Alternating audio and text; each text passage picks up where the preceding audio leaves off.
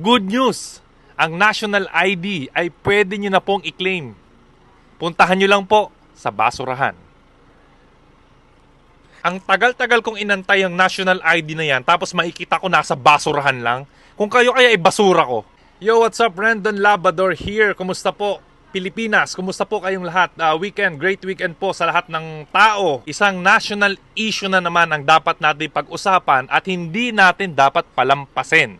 Ang hirap talaga mag-lead sa bansang kabobohan, katangahan, ang mga namumuno sa ating mga ahensya. Kung sino man po ang namamahala ng aming national ID, magsalita naman po kayo. Ang sakit sa aming mga Pilipino na pinapila-pila nyo kami, inabala nyo kami, nirequire nyo kaming kumuha ng national ID na sinabi nyong importante, tapos ngayon makikita namin na gano'n ang ginawa ninyo, bakit yan nasa basurahan?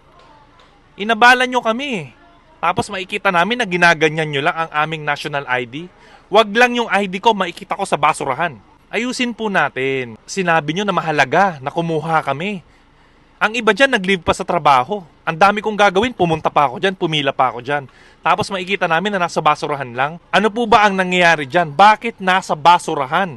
Ang mahal-mahal mag-produce ng national ID, tapos makikita lang namin na nasa basurahan. Kawawa rin yung mga nagiging presidente talaga natin lalo na si President Bongbong Marcos natin.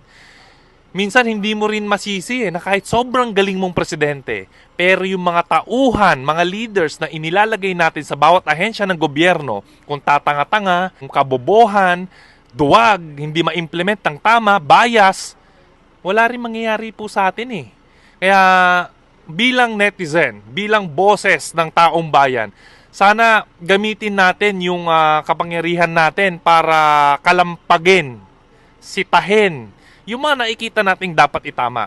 Kung sino man po ang ahensya na namamalakad dyan sa national ID na yan, sana paki-actionan naman. Ang pangit tignan na nakikita ng mga Pilipino na nasa basurahan yan. Gusto nyo kayo na lang ibasura ko Gusto ko ring tawagin ang atensyon ng lahat ng influencers na katulad ko na magsama-sama tayo magboses ng mga ganitong topic na makabuluhan. Para may ambag naman kayo sa Pilipinas. Tumulong kayong bumoses para sa tama.